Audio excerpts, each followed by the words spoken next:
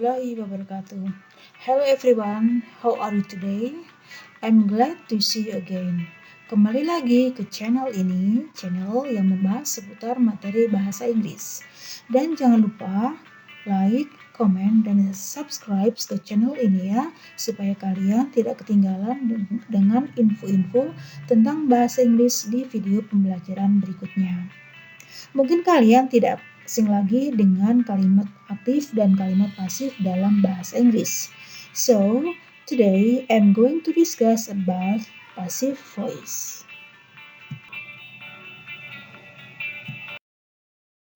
Apa sih yang dimaksud dengan kalimat passive voice itu? Take a look for the definition of passive voice. Passive voice is a type of sentence or clause in which the subject receives the action of the verb. Maksudnya adalah kalimat atau passive voice ini adalah jenis kalimat atau klausa di mana subjek menerima tindakan dari kata kerja. Sebagai contoh, kita lihat definisi dari kalimat aktif dan kalimat pasif itu sendiri. Kalimat aktif merupakan kalimat yang mana subjeknya dengan aktif melakukan suatu dalam bentuk predikat kepada objeknya. Jadi dalam kalimat aktif ini nanti subjeknya melakukan suatu tindakan kepada objeknya. Contohnya adalah my friend writes the report. My friend ini adalah subjeknya, writes adalah predikatnya, the report adalah objeknya. Jadi my friends menerima tindakannya berupa writes atau menulis. Ini adalah bentuk kalimat aktif. Dan kalimat pasif merupakan kalimat yang mana subjeknya diberikan suatu tindakan dalam bentuk predikat oleh objeknya. Berbalik dengan kalimat aktif, kalau kalimat pasif, subjeknya diberikan tindakan dalam bentuk predikat oleh objeknya. Kita lihat contohnya, the report is written by my friend. Maksudnya adalah kalimat aktif yang sebelumnya tadi my friend writes the report akan berubah menjadi the report is written by my friends. Jadi di sini kalimat aktif, subjek di kalimat aktif akan berganti menjadi objek di kalimat pasif. Sebaliknya, objek di kalimat aktif akan berganti posisi di dalam subjek di kalimat pasif. Kita lihat untuk ciri kalimat aktif itu apa sih? Yang pertama adalah subjek di kalimat aktif adalah pelaku suatu tindakan. Misalnya, my mother buys cake. Subjeknya adalah my mother, buys adalah predikat, dan cake adalah objek. Ibu saya membeli kue. Ibu saya sebagai subjek, membeli sebagai tindakan. Jadi yang dimaksud dengan ciri kalimat aktif ini adalah subjeknya pelaku suatu tindakan. Jadi ibunya melakukan sesuatu pekerjaan, yaitu membeli kue. Itu ciri yang pertama. Kemudian ciri yang kedua adalah predikat pada kalimat aktif biasanya mempunyai imbuhan me. Contohnya, she reads a book. Dia membaca buku. Contoh yang pertama tadi sama, my mother buys a cake. Ibu saya membeli kue. Jadi ciri yang kedua, kalimat aktif adalah predikatnya biasanya mempunyai imbuhan me. Ciri yang ketiga, kalimat aktif yang bisa diubah ke dalam kalimat pasif biasanya mengandung transitive verb. Transitive verb artinya kata kerja yang memerlukan objek langsung. Misalnya buy, write, make, dan sebagainya. Atau kalimat yang memerlukan objek. Itu adalah transitive verb. Kemudian ciri yang keempat, kalimat aktif yang mengandung intransitive verb atau kata kerja yang tidak memerlukan objek langsung tidak bisa diubah menjadi kalimat pasif. Jadi intransitive verb tadi contohnya sit, arrive, cry, jadi tidak memerlukan objek langsung, itu yang tidak bisa diubah ke dalam kalimat pasif. Contohnya she cries, dia menangis, jadi kan tidak bisa diubah menjadi kalimat aktif karena tidak ada objek secara langsung. Kemudian ciri kalimat pasif ada beberapa. Ciri yang pertama adalah objek di kalimat pasif adalah subjek di kalimat aktif. Yang tadi sebelumnya kita bahas adalah subjek di kalimat aktif nanti akan berubah menjadi objek di kalimat pasif. Begitu sebaliknya, objek di kalimat aktif akan berubah menjadi subjek di kalimat pasif. Jangan bingung ya anak-anak ya. Contohnya adalah cake is eaten by Mary. Itu kalimat pasifnya. Kemudian kalimat aktifnya adalah Mary eats cake. Jadi cake is eaten by Mary. Itu adalah kalimat pasifnya. Subjeknya adalah cake. Kemudian predikatnya adalah eaten dan Mary adalah objek. Berubah bentuk menjadi Mary posisinya di subjek. Menjadi Mary eats cake. Cake yang tadinya posisinya di subjek di kalimat pasif berubah menjadi posisinya di objek di kalimat aktif. Jadi berganti posisi antara kalimat pasif dengan kalimat aktif. Kemudian ciri yang kedua adalah biasanya predikat di kalimat pasif memiliki imbuhan di. Contohnya, cake is eaten by Mary. Kue dimakan Mary. Jadi perbedaannya kalau kalimat pasif predikatnya mempunyai imbuhan di, kalau kalimat aktif predikatnya mempunyai imbuhan me. Begitu ya. Jadi jangan sampai tertukar. Kalau me berarti aktif, kalau di berarti pasif. Kemudian ciri yang ketiga adalah biasanya ditandai kata oleh. Tetapi apabila kata tersebut dihilangkan, tidak akan terjadi perubahan arti. Contohnya, cake is eaten by Mary. Kue dimakan oleh Mary. Kalau olehnya dihilangkan, jadi kue dimakan Mary, berarti tidak akan mengubah arti. Jadi kata oleh atau by ini opsional, jadi boleh ada, boleh tidak, karena tidak akan mengubah arti. Itu ciri kalimat. Well, take a look for the form of passive voice. Kita lihat rumus dari passive voice itu sendiri. Intinya, kalau kita membahas masalah passive voice, yang dipergunakan adalah to be atau rumusnya adalah to be dan past participle. To be kita membahas ada dua, to be dalam bentuk simple present dan to be dalam bentuk simple past. Kalau to be dalam bentuk simple present itu ada tiga, is, am, dan are. Sedangkan to be dalam bentuk simple past ada dua, was dan were. Sedangkan past participle adalah verb dalam bentuk ketiga. Kita lihat penjelasan masing-masing di rumus tenses berikut ini. Kita tidak akan membahas semua jenis tenses, cuman hanya membahas 5 jenis tenses. Yang pertama adalah simple present tense. Rumus untuk kalimat aktifnya adalah subjek, kemudian verb, one, dan objek. Kalimat ini akan berubah menjadi subjek, kemudian be, be-nya maksudnya adalah to be, is, am, are, dan verb 3, by, and object. Ini dalam bentuk kalimat pasifnya. Kemudian untuk dalam bentuk continuous tense, pasif bentukannya adalah subjek, maksudnya bentuk kalimat aktifnya adalah subjek, be adalah is, am, are, kemudian verbnya bentuk ing, dan objek. Kemudian untuk kalimat pasifnya adalah subjek, be, is, am, are, ditambah dengan being, kemudian verbnya bentuk ketiga, by, dan objek. Kemudian bentuk ketiga adalah present perfect tense. Rumus untuk kalimat aktifnya adalah subjek, has atau have, verb bentuk ketiga, dan objek.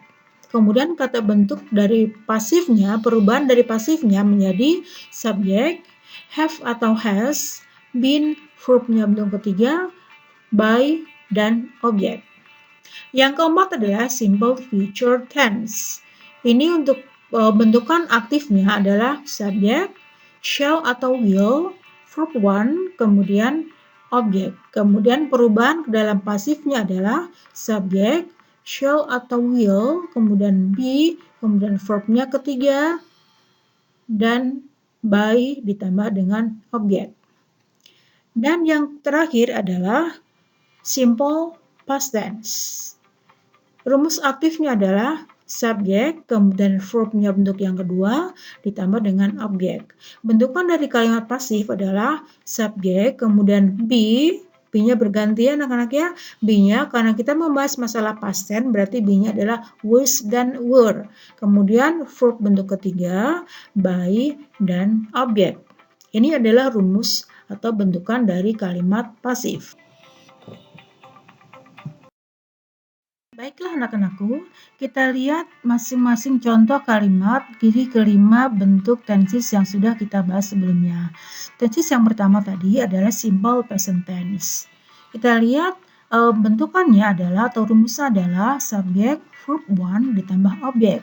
Contoh kalimatnya, Ricky plays guitar. Ricky adalah subjek, kemudian plays adalah verb one, gitar adalah objek.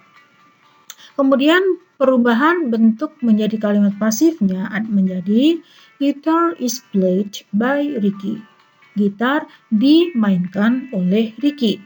Jadi sudah jelas, tadi sudah dibahas sebelumnya, subjek di kalimat aktif berubah posisi di objek di kalimat pasif. Sebaliknya, objek di kalimat aktif berubah posisi menjadi subjek di kalimat pasif. Contoh yang kedua dalam bentuk present continuous tense. The men are repairing the road. The men subjek, are adalah to be, kemudian repairing adalah verbnya bentuk ing, dengan the road adalah objek. Kemudian perubahan bentuk ke dalam kalimat pasifnya adalah the road is being repaired by the man. The road adalah subjek, is adalah to be, being repaired adalah bentukan verb ketiganya, kemudian the man adalah objeknya. Kita lanjutkan ke bentuk yang ketiga adalah present perfect tense. Rumus adalah subjek, have atau has, kemudian verb 3 dan objek. Kemudian contohnya adalah a nail has punctured my tire. Nail, subjek, kemudian has punctured, itu adalah verb ketiga, dan my tire adalah objek. Bentukan kalimat pasifnya adalah my tire has been punctured by a nail. Perbedaan penggunaan have dan has ini adalah kalau have digunakan untuk I, you, we, dan they. Sedangkan has digunakan untuk subjeknya she, he, dan it. Tidak ada perbedaan ya anak-anak ya. Bentuk yang keempat adalah simple future tense. Rumusnya adalah subjek, shall atau will, kemudian verb one dan objek. Contohnya, Jill will announce the result of the test. Jill akan mengumumkan hasil daripada tes. Jill sebagai subjek, will ini indikasi dari future, kemudian announce adalah verb one, the result of the test ini adalah objeknya. Jadi bentuk perubahan kalimat pasifnya adalah the result of the test will be announced by Jill. Hasil tes akan diumumkan oleh Jill. Ini perubahan dari kalimat aktif menjadi kalimat pasifnya. Dan yang terakhir adalah bentukan dari simple past tense. Rumusnya adalah subjek, verb to, dan objek. Contohnya, he bought a new laptop. He subjeknya, bought adalah verb kedua, a new laptop adalah objek. Kemudian kalimat ini berubah menjadi a new laptop was bought by him. A new laptop adalah subjeknya, was adalah to be. Diingat ya anak-anak ya, to be ini berubah menjadi was karena kita membahas simple past. Sebelumnya adalah simple present. Bought adalah bentuk ketiga dengan by him. Him adalah bentuk objek. Ini adalah contoh penggunaan kalimat aktif atau perubahan kalimat aktif menjadi kalimat pasif di kelima jenis atau bentuk waktu.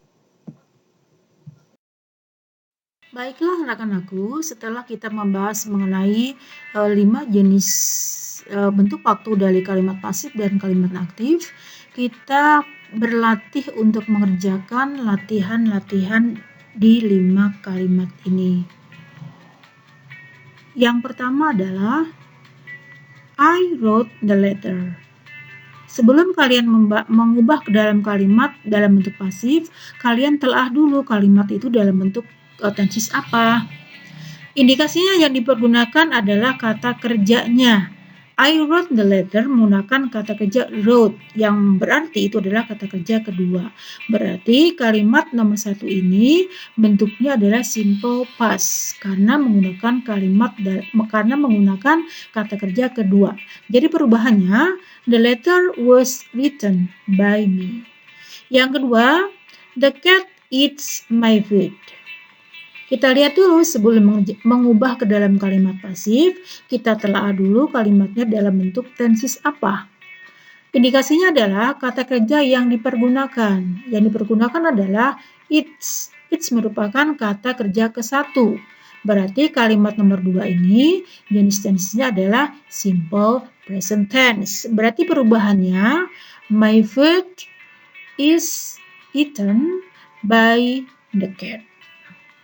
Yang ketiga, sebelum kalian mengubah ke dalam bentuk kalimat pasif, telaah dulu ini bentukannya jenis tenses apa, simple present atau simple past atau yang lain. Indikasinya adalah kata kerja yang dipergunakan. Nomor 3 adalah menggunakan has chopped. Ada has, ada kata kerja ketiga. Berarti kalimat nomor 3 ini kalimatnya dalam bentuk present perfect. Dan yang keempat, the wireman will install my telephone. Kita lihat bentukan kata dari the wireman will install my telephone ini. Ada ciri khas kalimat yang menggunakan will, berarti ini adalah ciri khas kalimat dalam bentuk future tense. Jadi kalian nanti gampang mengubah ke dalam bentuk pasifnya. Dan yang terakhir adalah she is decorating the hall. Ada is-nya, ada decorating, ada ing-nya, berarti kalimat ini dalam bentuk verb ing. Berarti kalimatnya dalam bentuk continuous tense.